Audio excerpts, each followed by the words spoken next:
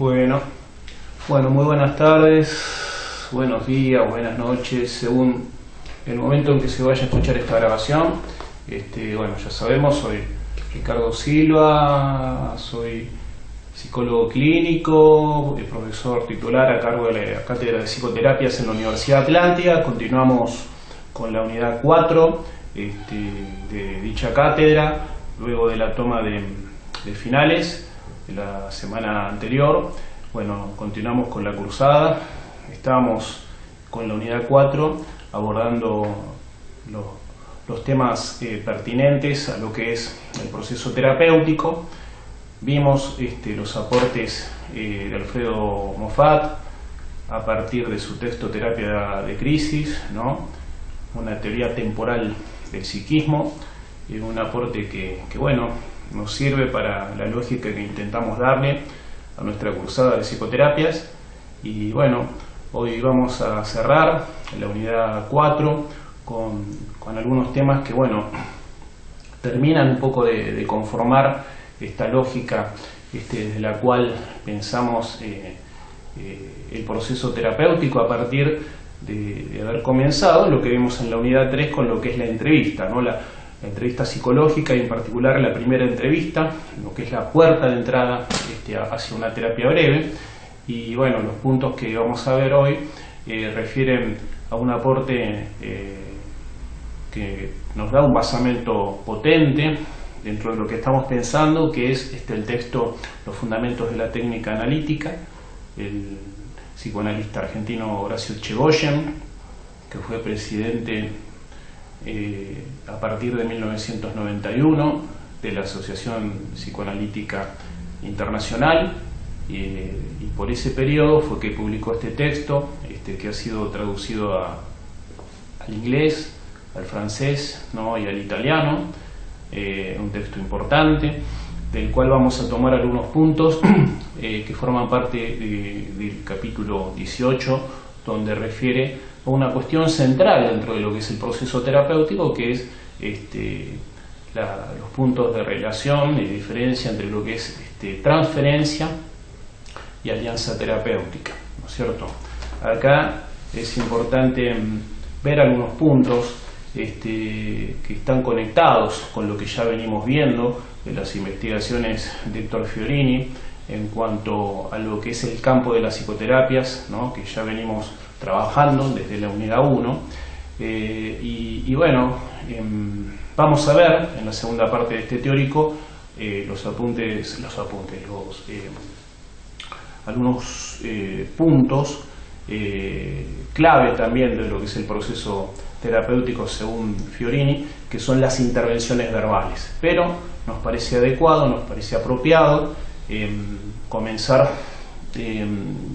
con algunas puntuaciones marcadas por Echegóyen. El punto de contacto justamente es el texto de Fiorini, Los ejes del proceso terapéutico, donde habla que dichos ejes son los focos, que ya hemos visto en la unidad 2, que son las funciones yoicas, que también hemos trabajado entre la unidad 2 y la unidad 3, y el tercer aspecto es la relación de trabajo, ¿no? Es fundamental la estructura vincular, es fundamental el vínculo, ¿no? Que se va dando entre terapeuta y paciente, y acá es justamente donde recurrimos al texto de Echegóyen como para fortalecer algunos puntos que hacen a pensar el lugar del yo, ¿no es cierto?, dentro de estas relaciones que vamos a explorar, ¿no? Echegóyen, en los fundamentos de la técnica analítica, dice que la idea de que el yo está de alguna manera destinado a disociarse en el proceso analítico parte de una intervención del psicoanalista Sterba en el Congreso de Wiesbaden en 1932, aún en vida de Freud. Y acá lo que da a entender es que si esa disociación un tanto inexorable en el proceso analítico surge a partir de esta división, ¿no?, entre la parte del yo que colabora, ¿no?, con el análisis ¿no?, que está vuelta de alguna manera hacia el principio de realidad, y aquella otra parte que se resiste, aquella otra parte que de alguna manera queda sumergida en una inercia, ¿no?, en una forma de resistencia, ¿no?, justamente al cambio, ¿no?, que se resiste al análisis, ¿no?, que de alguna manera se instala en un lugar de comodidad, ¿no?, en un lugar de no cambio, ¿no es cierto? Pero bueno, sobre esa disociación justamente se trabaja y se va pensando que un poco el resultado de la experiencia analítica conduce a una disociación que curiosamente está vinculada a una identificación no con el analista como persona, pero sí con la figura del analista en tanto función, ¿no? Esta identificación, de alguna manera, dice Echegóyen, retomando los textos de Sterba, ¿no?, se basa en el prototipo de formación del criterio moral, es decir, del super-yo.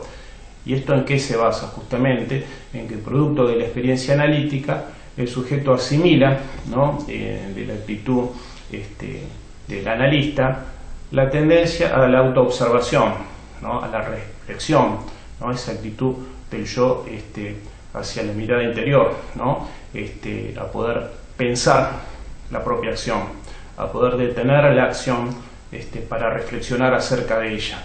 Entonces, bueno, justamente a partir de asimilar esta actitud propia del analista, con el correr del tiempo, el analizando, el analizante, el paciente, si lo prefieren, de alguna manera va a empezar a identificar una división entre un yo que vive, que siente, que hace, de un yo que se autoobserva, que reflexiona, que analiza su conducta, ¿no? Y esto es interesante porque, bueno, nosotros si pensamos en términos prácticos, no vivimos permanentemente analizándonos. Nosotros salimos de la situación analítica o de la situación terapéutica, volvemos a nuestra realidad cotidiana, familiar, laboral, en cuanto al momento, los momentos de tiempo libre, los momentos de ocio, transitamos por la vida y no siempre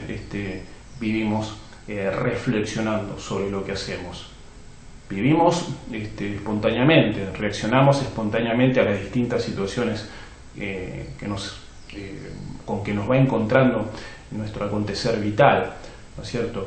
Pero bueno, es cierto que cuando una persona está en análisis, ese acontecer vital, esa cotidianidad, esa tendencia espontánea va a ser diferente.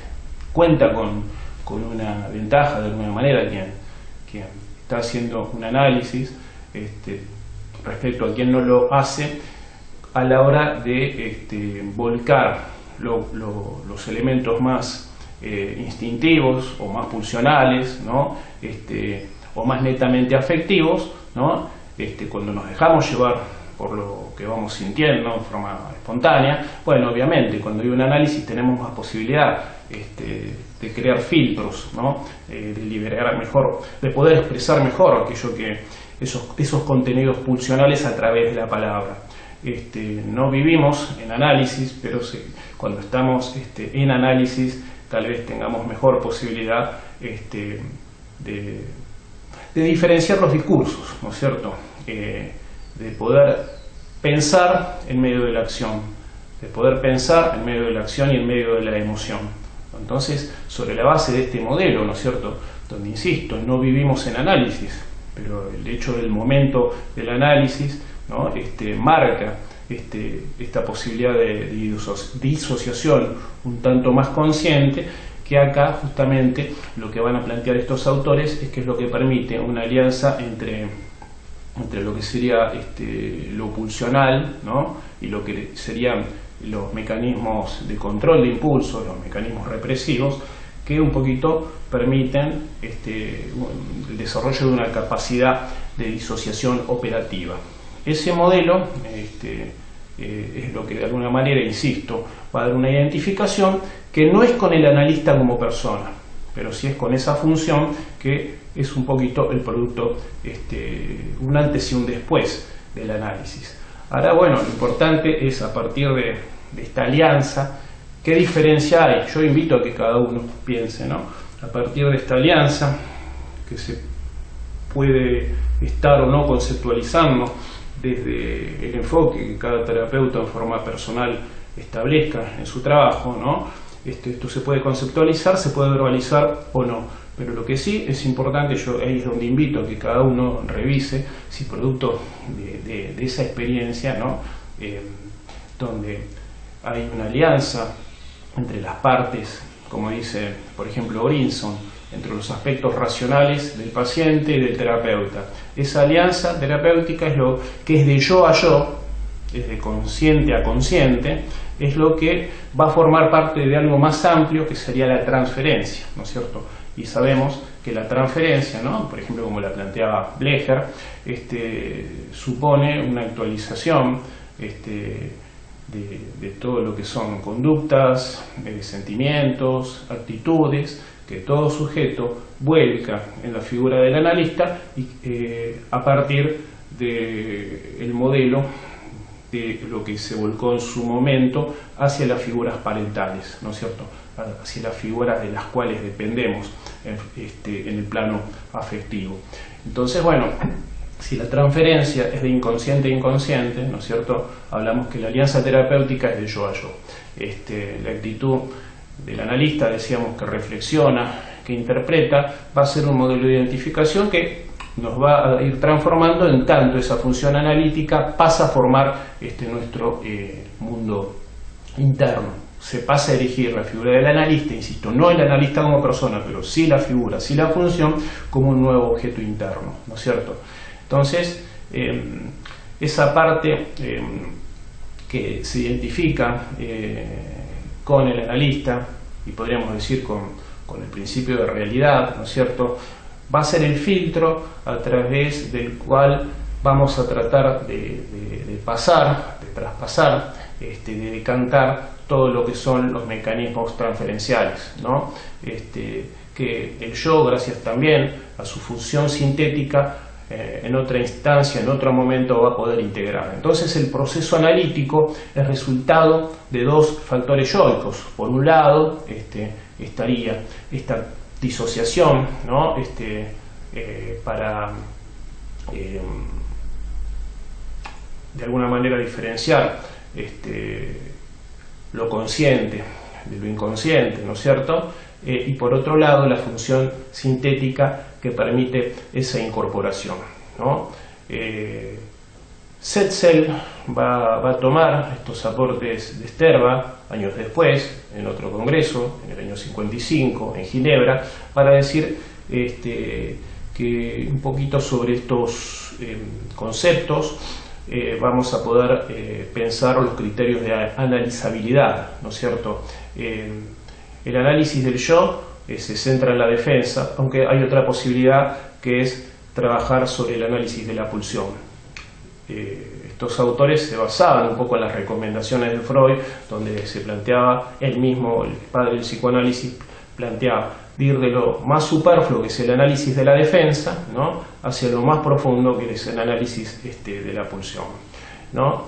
De este trabajo que apunta a diferenciar lo transferencial de lo no transferencial, o que dentro de lo transferencial hay aspectos, ¿no?, que no se refieren netamente a este flujo inconsciente, ¿no?, del cual veníamos hablando, ¿no? De acá surgen estos criterios que Setzel toma para pensar los criterios de analizabilidad. Esto es muy interesante porque habla de que para poder ver si un sujeto está en condiciones de hacer un autoanálisis más profundo, por empezar es importante ver si ese sujeto es capaz de mantener una confianza básica aún en ausencia de una experiencia de gratificación inmediata. Un segundo punto es la capacidad de discriminación que debiera haber entre el self y el objeto de deseo. Esa capacidad de discriminación, de diferenciación, es clave para poder verificar si la persona cumple con estos criterios de analizabilidad. El tercer punto que marca Zetzel es poder ver que el sujeto pueda ver, pueda distinguir, pueda diferenciar los límites que tiene la realidad en medio de la cual nos encontramos viviendo, ¿no es cierto? Un poco la alianza terapéutica está ligada a la idea del planteo del encuadre, ¿no? Y a lo que venimos viendo ya desde la unidad 1, que tiene que ver con la construcción, la confección de un dispositivo, ¿no? Es la base un poco de un tratamiento, ¿no?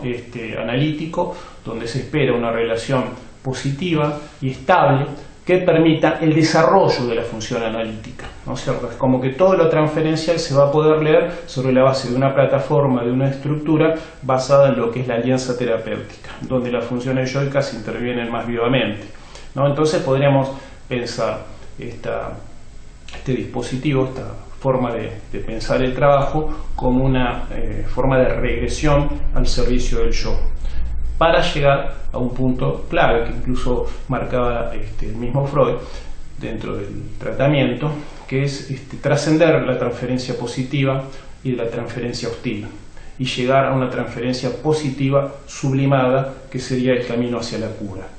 Bueno, estos puntos son claves, ¿no? Si hablamos del papel de las funciones yoicas, para recordar, ¿no? esta cuestión, esta doble función. No es doble, tal vez haya más funciones, pero que los autores que siguen esta línea toman respecto a las capacidades yoicas. Esta capacidad disociativa, ¿no es cierto? Esta posibilidad desde una cuestión consciente de jugar con la disociación, ¿no? Insisto, este yo que piensa, que reflexiona, que analiza, que se autoanaliza, del momento en el que el yo actúa de manera más espontánea, ¿no? Acorde a los flujos pulsionales, ¿no? Esta capacidad disociativa propia de un trabajo analítico. O sea, insisto, uno no vive en análisis, sería poco espontáneo, poco natural analizarse, hay momentos para actuar espontáneamente. Pero esa posibilidad de separar, ¿no? Cuando en medio de una situación que no podemos manejar, podemos decirle a alguien, a un ser querido, a un ser con el cual compartimos una tarea, prefiero dejar de hablar, prefiero pensar un poquito lo que está pasando. Uno puede tomarse una media hora, puede tomarse unas horas, entra en análisis, o no, estando o no en presencia del analista, pero cuando se internaliza la función, uno revisa más a fondo qué es lo que está pasando y en otro momento vuelve a hablar con quien se encuentra frente a una situación de conflicto. Esta capacidad disociativa está vinculada al análisis, ¿no? Pero también siempre está vinculada a las funciones sintéticas que permiten desmenuzar, ¿no? Algo, a partir de desmenuzar algo y dividirlo en partes para estudiarlo, poderlo volver a unir. Nosotros cuando contamos una película no contamos detalle por detalle, tipo Funes el Memorioso de Jorge Luis Borges.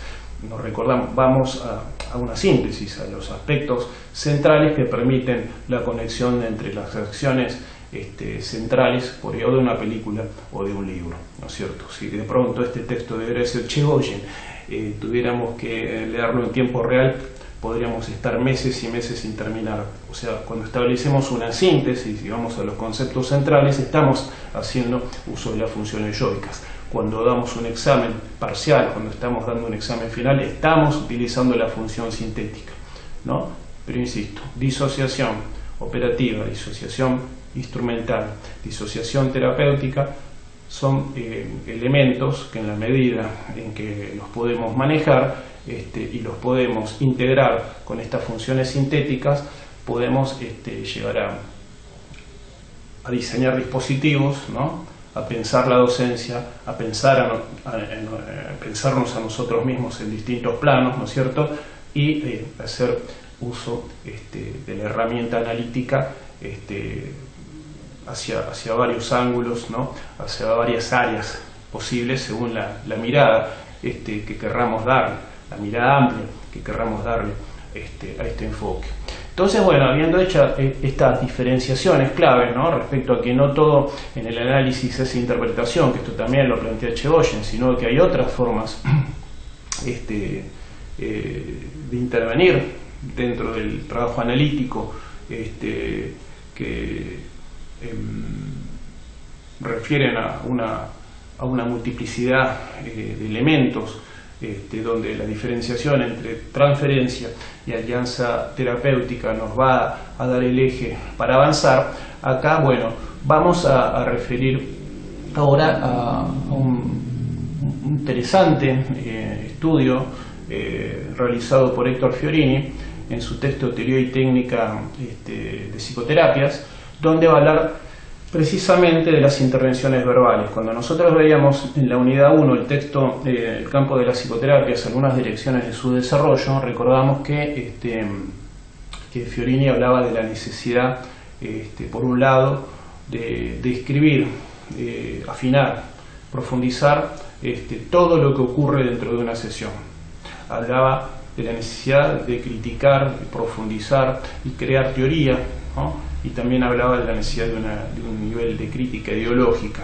Bueno, cuando hablamos de afinar un poco la descripción de todo lo que ocurre en una sesión terapéutica, bueno, Fiorini va a discriminar, a detallar los efectos dinámicos que van teniendo las distintas formas de intervención verbal producto de sus investigaciones.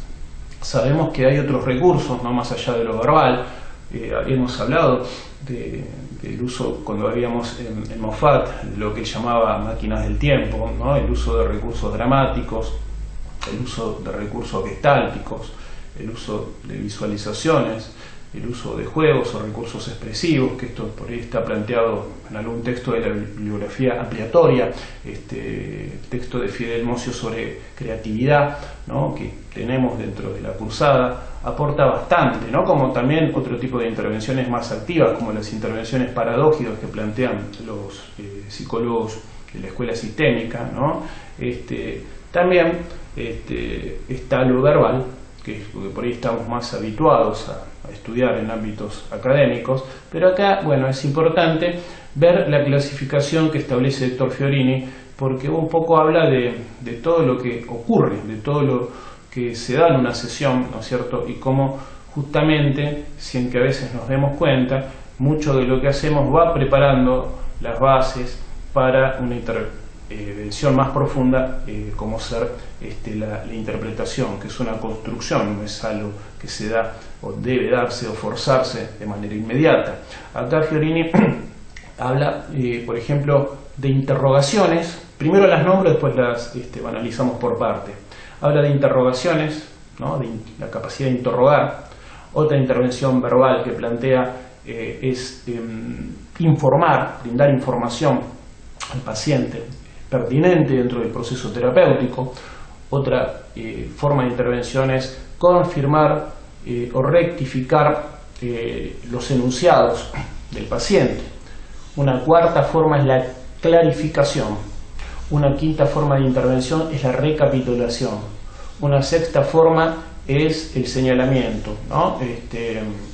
Una séptima forma es la intervención por excelencia dentro del proceso analítico, que son las interpretaciones. Una octava son las sugerencias. Una novena son las intervenciones directivas. Luego habla de una décima forma de intervención, que son las operaciones de encuadre, ¿no? Y luego habla de meta-intervenciones. Él clasifica 11 formas de intervención, habla de otras formas, de otras intervenciones,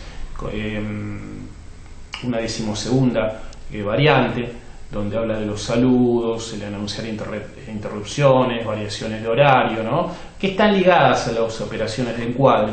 Pero bueno, nosotros ahora nos vamos a basar en las que recién planteábamos, ¿no?, empezando por la interrogación.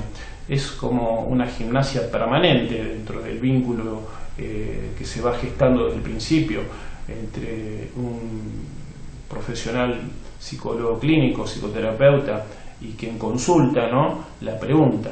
Es para entrar a conocer esta historia, ¿no?, esta vida, ¿no?, esta persona, ¿no? Un poco la pregunta apunta a poner a prueba los niveles de conciencia del paciente. Dice Fiorini que un poco lo que también se busca es transmitir un estilo interrogativo, no desde la base de un terapeuta omnipotente que todo lo sabe, sino un terapeuta que pregunta e invita de alguna manera al paciente a que se pregunte, ¿no? Y no buscar la respuesta inmediata. Por ahí tratar de convivir a veces con la pregunta, con la interrogación, y un poquito activar la búsqueda con el correr del tiempo, ¿no? Un poco la pregunta, la interrogación permite obtener datos precisos, ampliaciones y aclaraciones. También da la oportunidad de explorar en detalle, ¿no?, las respuestas que se van dando, que se van construyendo sobre la marcha, ¿no? Dice Fiorini que la indagación en sí misma es terapéutica, ¿no?, y que no es una simple preparación para operar en otro momento. Ya tiene un poder en sí mismo la interrogación de producir insight, ¿no?, o de producir activación terapéutica, ¿no? Es un papel que también se va dando de reforzamiento del yo a partir de la experiencia, que para todos nosotros supone el hecho de escucharnos hablar, de escucharnos pensar, de escucharnos establecer análisis entre las distintas fases, ¿no?, o aspectos de nuestra personalidad, poder verificar nuestros deseos y cotejarlos con nuestro principio de realidad, que nos permite ver el grado de posibilidad de que esos deseos se lleguen a cumplimentar. Cuando habla de informar, ¿no?, acá Fiorini refiere a la función cultural, ¿no?, como hasta qué punto la terapia, ¿no?, o la función terapéutica se vuelve vehículo de una cultura humanista y psicológica. Refiere a lo que, cuando veíamos psicoterapias de apoyo y de esclarecimiento, a todo lo que refiere al cumplimiento de cierto rol docente, y que si nos remitimos a Freud en el Congreso de Budapest de 1918, también había el aval de Freud respecto al ejercicio de esta posibilidad dentro de las intervenciones verbales. Dice Fiorini que ayudan a que el paciente deje de ver sus propios problemas como algo estrictamente personal, y cuando se habla de informar estamos hablando, como ejemplo, de brindarle por un adolescente pautas, datos referente a lo que es educación sexual, higiene sexual. Puede ser la problemática social de la mujer, información sobre redes de autoayuda en relación a temas de violencia, ¿no es cierto? Información respecto a las redes comunitarias existentes, respecto a tal o a cual problemática que puede traer un paciente. Cuando informamos a un paciente sobre conceptos que hacen a la realidad o a sus propios intereses o a sus propias dificultades, cuando recomendamos la lectura de un libro, ¿no?, cuando compartimos un poema con un paciente, un poema que pueda tener una pertinencia respecto a lo que está pasando, cuando comentamos un fragmento de una biografía o recomendamos una lectura, estamos informando y estamos contribuyendo al proceso terapéutico. Una tercera forma que marca, habíamos dicho, de que es confirmar o rectificar enunciados del paciente. Rectificar cuando uno simplemente plantea no estar de acuerdo con algo que el paciente plantea, ¿no? Corregir cuando el paciente está planteando algo erróneo, ¿no? Es poner en relieve en ciertas escotomas del discurso, ¿no?, limitaciones conscientes o simples desacuerdos, ¿no es cierto? Las confirmaciones, bueno, apuntan fundamentalmente a aportar confianza, ¿no?, en los propios recursos yoicos que el paciente cuenta, ¿no? Se procura de alguna manera promover, lograr activar un clima de ecuanimidad, ¿no es cierto?, dentro de lo que sería una relación adulta, dentro de lo que sería una relación madura, donde se puede manejar una flexibilidad entre lo que serían rectificaciones y confirmaciones. La clarificación, la cuarta forma de intervención verbal que plantea Fiorini, supone un reaseguro del terapeuta respecto a lo que ha escuchado, ¿no? Cuando tenemos una duda respecto a lo que se nos ha dicho, clarificar implica siempre una repregunta, es una reformulación del relato dentro de la maraña de datos en que puede el paciente perderse, ¿no? Por momentos, para apuntar más que nada a salir de las zonas de confusión, ¿no? A poder identificar los elementos más significativos dentro de lo que el paciente ha venido diciendo, ¿no? De alguna manera la clarificación prepara el campo, prepara el terreno para penetrar en aspectos psicológicos más ricos, ¿no? Como podrían ser los señalamientos o las interpretaciones. Permite el aprendizaje de una mirada un tanto más selectiva, ¿no? Y que bueno, también es importante agregar que son de gran utilidad las clarificaciones en pacientes que tienen más perturbados, más bloqueadas las funciones yoicas, ¿no? Las recapitulaciones, bueno, están conectadas a las clarificaciones. Supone un poco resumir los puntos esenciales o de una sesión o de varias sesiones. Estimula la capacidad de síntesis, ¿no? A veces la hipertrofia analítica puede producir confusión, ¿no? Y en ese punto, ¿no? Como decíamos, si analizar es estudiar por separado, ¿no? Y sintetizar implica unir, es importante recordar que el análisis cobra sentido en función de una síntesis, y una síntesis en función del análisis. Cuando hay una síntesis sin análisis, podemos caer en la frase hecha, en la receta, en la fórmula. Cuando hay análisis excesivo sin síntesis, podemos caer en esa hipertrofia confusional que por ahí nos hace perder la operatividad dentro del análisis por el análisis como fin en sí mismo. Si tomamos el análisis no como fin en sí mismo, sino como medio para poder entender nuestro lugar en el mundo, nuestro lugar en la vida, ¿no? La identificación de nuestros deseos y poder escuchar y diferenciarnos del otro, en ese punto, bueno, vamos encontrando un camino que nos aproxima a los dinamismos saludables de los que venimos hablando desde las primeras unidades. Son fundamentales las recapitulaciones como para producir recortes, ¿no? Y cierres provisorios hacia distintas temáticas, inclusive cuando veníamos hablando de los focos, ¿no? Ver hasta qué punto dentro de una sesión, hasta qué momento dentro de una sesión o varias sesiones le vamos dando lugar a los focos que hemos separado, identificado o acordado de abordar con el paciente en otros momentos, ¿no?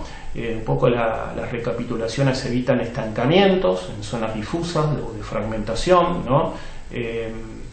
Y bueno, están en paralelo con las interpretaciones panorámicas que planteaba Fiorini, sobre todo como instrumentos de abordaje en la primera entrevista. Bueno, pasamos a ya un tipo de intervención más profunda, más importante, ¿no? Que son los señalamientos que de alguna manera recortan eslabones de toda una secuencia, ¿no? Llaman la atención sobre componentes significativos que a veces se pasan por alto cuando un paciente va contando su vida, ¿no? Apuntan a mostrar relaciones, ¿no? Entre distintos datos o ver constelaciones significativas, ¿no? Es lo que permite a veces en el análisis de un sueño detectar condensaciones, ¿no? Elementos que se van conjugando, que se van unificando en una sola imagen, pero que remiten a otro conjunto de imágenes diferentes, ¿no? Que bueno, a veces gracias a un señalamiento bien marcado por el analista, por el terapeuta, el paciente puede desarrollar su propia interpretación, ¿no? Sienta las bases de la interpretación de todas maneras el señalamiento. Regla básica, ¿no? Primero señalar relaciones y en un segundo momento interpretar, dice Fiorini. Un poco los señalamientos van midiendo, van poniendo a prueba, van testeando la capacidad de ensayo. Ahora bueno, ya cuando hablamos de interpretaciones, ahí ya estamos hablando de conjeturas, de un instrumento primordial como agente de cambio, Pero bueno, siempre vamos a hablar de conjeturas, vamos a hablar de hipótesis de trabajo, ¿no? Aunque están bordeando un descubrimiento. Cuando una interpretación se basa en interrogaciones sólidas, cuidadas, clarificaciones, recapitulaciones, señalamientos que lo fueron poniendo a prueba, la sensación que se produce es de descubrimiento, ¿no? Se introduce en una interpretación una racionalidad allí donde había datos sueltos, inconexos, ¿no? Fragmentados, ilógicos o inclusive contradictorios. Es importante que el conocimiento que va dándose, que se va construyendo, que se va produciendo una interpretación, surja como una praxis, ¿no? Como una unidad entre lo que es pensamiento y lo que es, por sobre todo, la acción que se va gestando en la historia del vínculo, ¿no? Una interpretación no tiene que venir de la nada ni por generación espontánea, tiene que ser producto de un trabajo, ¿no? De una praxis, de una investigación que se va dando en el curso de una suerte de interacciones, de una suerte de diálogos que se fueron sumando, que se fueron uniendo, que se fueron hilando en el tiempo, ¿no? Estas interpretaciones son las que tienen un efecto mayor sobre el inconsciente, ¿no es cierto? Son cuando, bueno, vamos bordeando un descubrimiento, nos vamos aproximando a algo verdadero, ¿no? Que generalmente, cuando se enuncia la interpretación, es sorpresiva para el paciente y a veces es sorpresiva para el analista. A veces la interpretación surge de una manera impensada, puede surgir como efecto de un chiste, ¿no? Puede surgir del propio, lo ideal es cuando surge del propio analizante, ¿no es cierto? Pero es cuando nos encontramos ante algo inexorable y que es producto de toda una serie de trabajos verbales que se fueron dando anteriormente. Las sugerencias son propuestas de conductas alternativas, ¿no? En algún momento, cuando un paciente se encuentra angustiado en una situación crítica o con sus funciones yoicas más debilitadas, una sugerencia puede ser útil, ¿no? Contienen a veces niveles de pensamiento anticipatorio, las sugerencias, ¿no? Apunta a buscar caminos originales, ¿no? Apuntan a resaltar algún contraste entre lo que es la vida de la persona y las posibilidades, ¿no? Y son más pertinentes esas sugerencias cuando hay un vínculo más evolucionado, más trabajado entre el paciente y el terapeuta, ¿no? Lo ideal es que el paciente decida por sí mismo su camino, pero bueno, cuando de pronto se encuentra ante una situación confusa de tener que tomar una decisión inmediata, que por ahí tiene que ser al día siguiente, firmar un documento, y en medio de esa desesperación, bueno, es pertinente a veces cuando un terapeuta, yo siempre tengo la costumbre de decir, yo no soy el dueño de tu vida, vos sos el dueño de tu vida, pero dada estas circunstancias, si vos me preguntás qué te conviene más, creo que te conviene más este camino entre tres caminos posibles. Si hay una opción A, B y C, uno puede decir, me da la impresión que la A es la más coherente en esta situación, ¿no? Esta es una forma de sugerir. Y es diferente la sugerencia a lo que es la intervención directiva. Ya la intervención directiva es cuando estamos indicando algo, cuando a un paciente le indicamos, no tome decisiones, cuando a un paciente le estamos indicando, creo que sí o sí necesitas consultar a un abogado inmediatamente por una situación de violencia, cuando uno por ahí sugiere una interconsulta con un psiquiatra, ¿no es cierto? O cuando un paciente le indica quiero hablar con un familiar tuyo, o la persona con quien convive, dado que la situación en que te encontrás a mí me da la impresión que requiere el apoyo de una figura cercana a vos, y quiero escuchar a la persona que convive con vos o un ser querido tuyo acerca de cómo te ve. Bueno, estos son momentos que si nos plantamos como trabajadores de la salud, podemos hacerlo, ¿no? No nos olvidemos que no trabajamos para el análisis del inconsciente, trabajamos en pos de lo que entendemos que es la salud mental y obviamente el análisis de los procesos inconscientes es parte de eso, pero hay momentos, y un poco basados en esta diferenciación entre alianza terapéutica y transferencia, ¿no es cierto? si tenemos en cuenta el papel de las funciones yoicas, ¿no es cierto? Esta alianza entre los aspectos saludables del paciente y del terapeuta en pos de producir análisis, de producir una ampliación del estado de conciencia, pero fundamentalmente en pos de lograr un enriquecimiento afectivo, un enriquecimiento en el vínculo con la realidad, una transformación de la propia realidad del sujeto. Justamente estas intervenciones directivas las vamos a pensar no en función de que se cumpla la voluntad del terapeuta, estamos pensando en función del resguardo de la vida de quienes son nuestros pacientes, ¿no? Por ahí el trabajo de insight se puede dar en otro momento si trabajamos desde una perspectiva analítica, pero en situaciones críticas suele ser fundamental una intervención directiva, también llamadas prescripciones. El 10º tipo de intervención que plantea Fiorini son las de encuadre, ¿no? Tal vinculado directamente a lo que es la alianza terapéutica y a la modificación de todos los aspectos que puedan resultar necesarios, ¿no?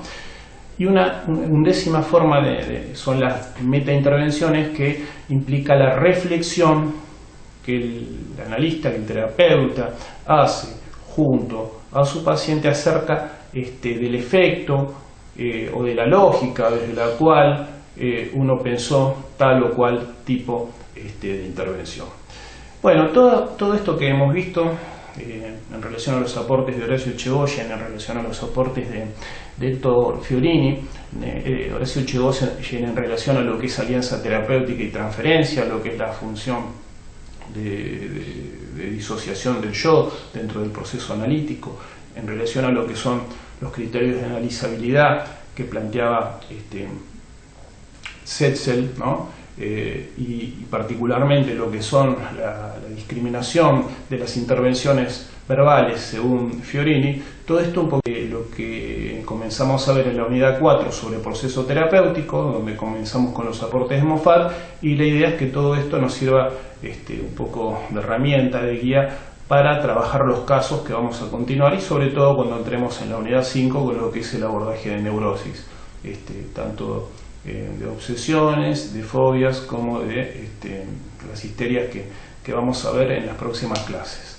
Bueno, con esto finalizaríamos esta clase que marca, como dijimos, el cierre de la unidad 4 vinculada a proceso terapéutico.